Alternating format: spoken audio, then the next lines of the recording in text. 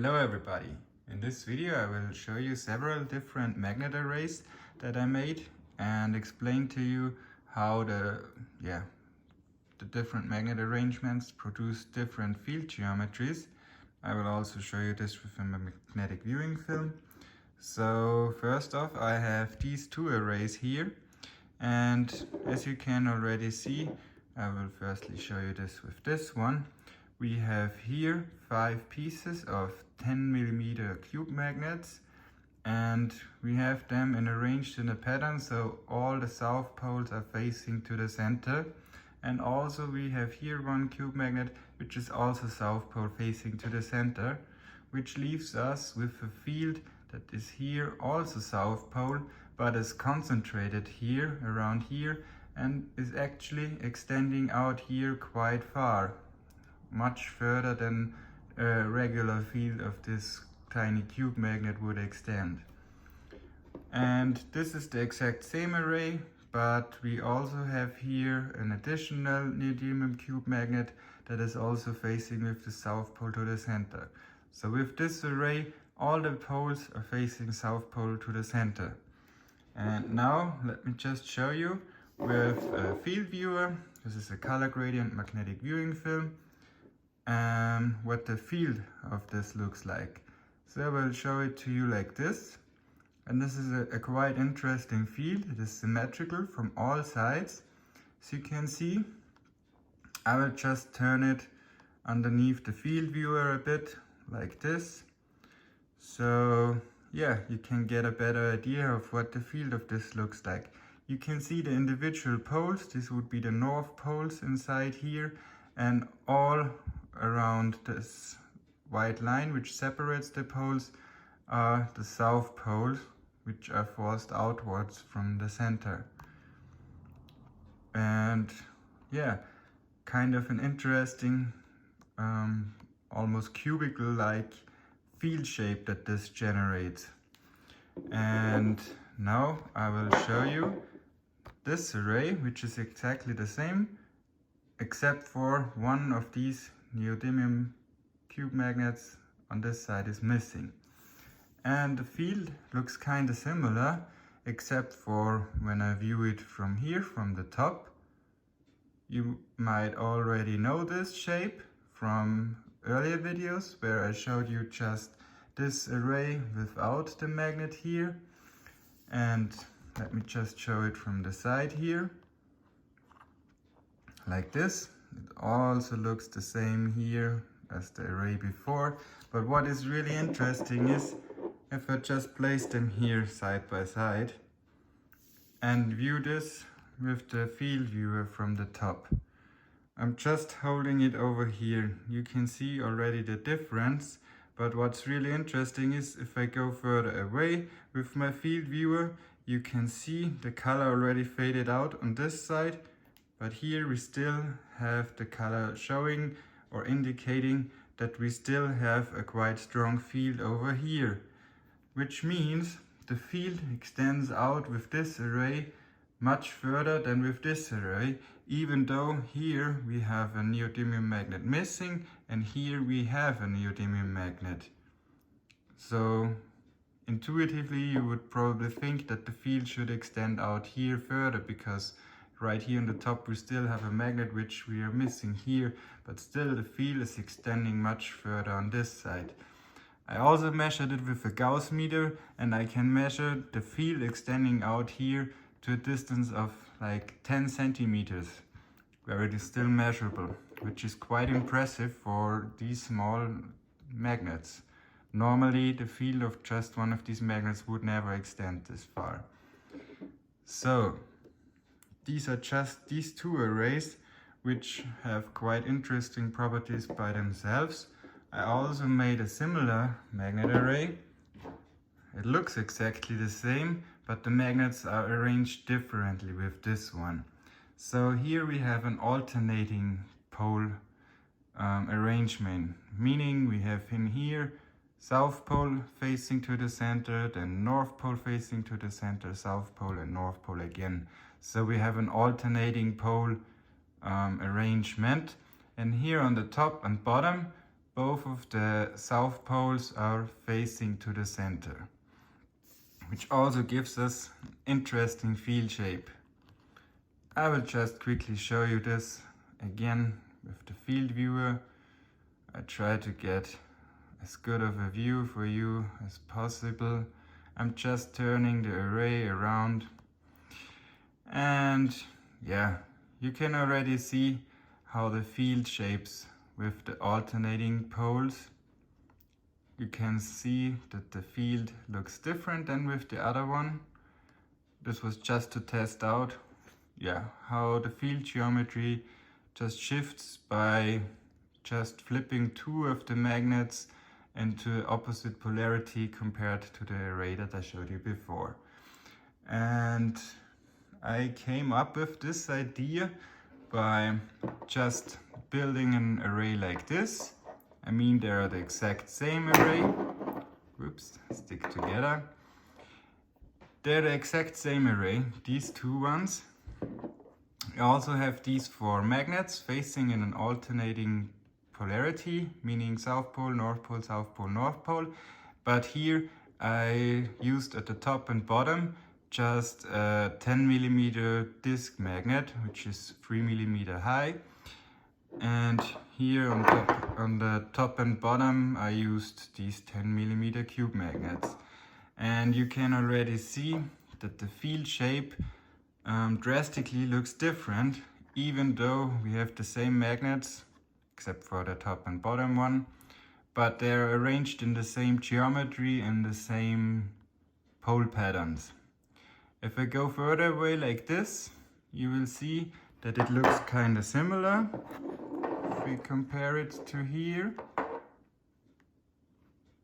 you see what I mean? Oh, sorry, I need to hold it like this. Yeah, looks kind of similar to here, except for when I get closer. Then you get this interesting pattern here on each side. And I started out making these arrays, and then I came up with this ones.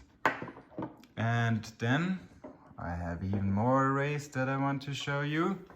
So again, we have one like this, but with this one, all the poles are facing in the same direction to the center, meaning all south poles are facing to the center here. And you probably know from my older videos how the field shape looks like. It's not very surprising. This is what it looks like. But what I did after that is I added also these 10mm disc magnets here on the top and on the bottom. And here I did something different. We have here the south poles facing inwards with the cube magnets, but with the disc magnets we have the north poles facing inwards. So they are not in the same direction like I showed you with the first array, where all of these magnets are facing south pole inside, all of them are in the same direction. Here, these two disc magnets are facing in the opposite direction of what these cube magnets are facing. And this gives us a really interesting effect, because these disc magnets, they're not locked in there tightly, they just stay where they are by themselves, or they're held by the field there. I can show you this. If I just hold the array by these two magnets, you can already see I can almost spin it freely. So there I can pop it out quite easily like this.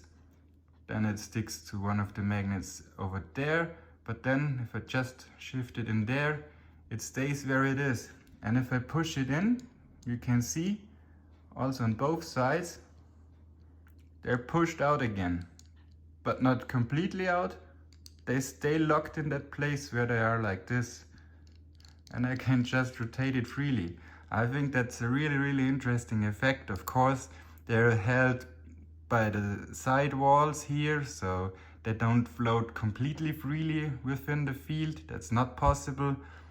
But other than that, yeah, they are locked in this place just by the field, and you can just rotate the array freely like this, which is a really interesting effect, I think. And lastly, I also want to show you a kind of completely different array. I actually wanted to show that in my last video, but I forgot about it. What I did here is also, we have basically the same as this one. So we have these 4 magnets all facing in the same direction to the center. But what I did additionally is let's say these are south pole facing inwards, all of these ones. And then the corner magnets also are aligned to the sides here and are also facing south pole, like in this direction, and then again in this direction, in this direction, and in this direction, while these 4 center magnets are facing to the center with their south poles. You will see more clearly what I mean if I just place the field viewer on top. You can already see the interesting pattern that it creates, and with the white line you can already see from the magnets how these outer magnets here are placed and arranged. And this also gives us a twisting of the field. You can see this quite clearly if I go further away like this. And if I just flip the array 180 degrees, you can see it is twisted in the opposite direction. So again, I'm holding it, the array, straight up like this, but you can see with the white lines how the white lines are like shifted to the left.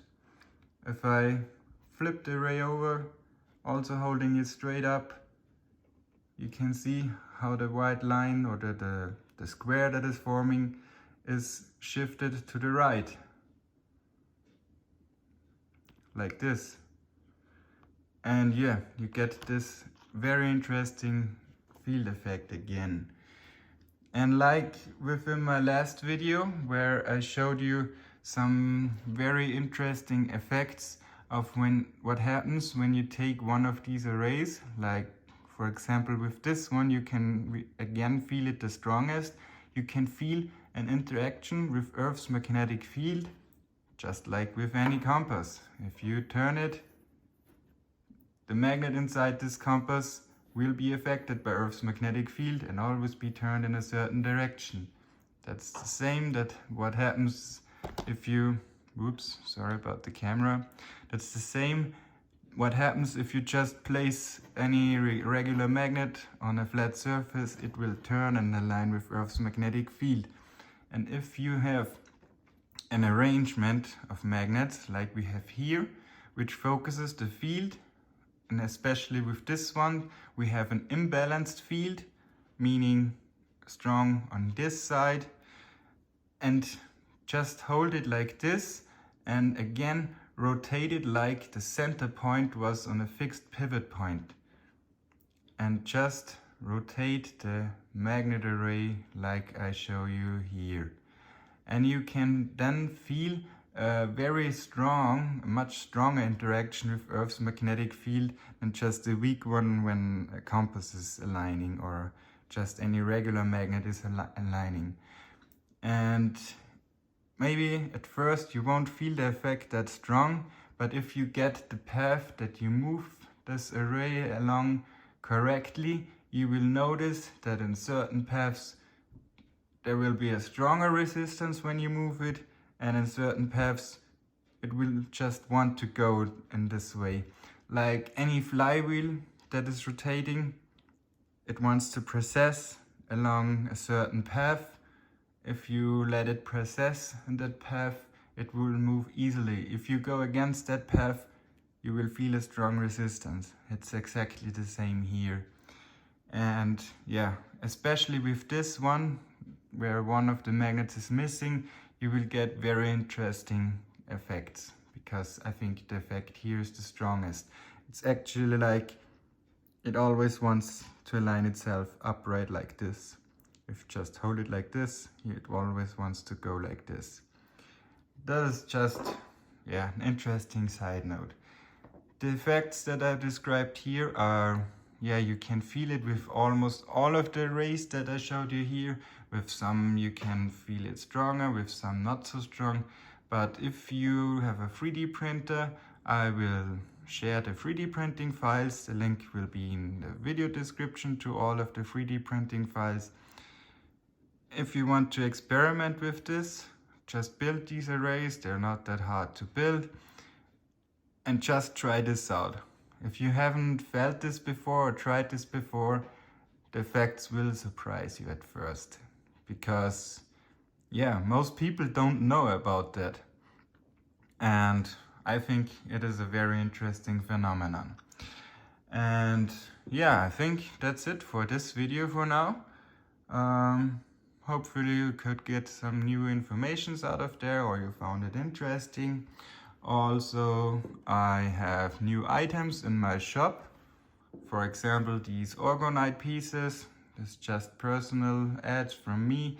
At the end of this video, they are for sale in my shop. The link is also in the video description. I have, yeah, a lot of new items coming and already there. If you're interested in that, check it out. If not, that's fine too. So, yeah. Hopefully one of the magnet arrays may have sparked something in you that you want to try. Again, the link to the 3D printing files will be in the video description. All of the magnets that I used here are 10mm cube magnets of the strongest grade, N52 neodymium magnets. You can find them online. So, yeah. That's it for this video. Hopefully you enjoyed it. Thanks for watching and goodbye.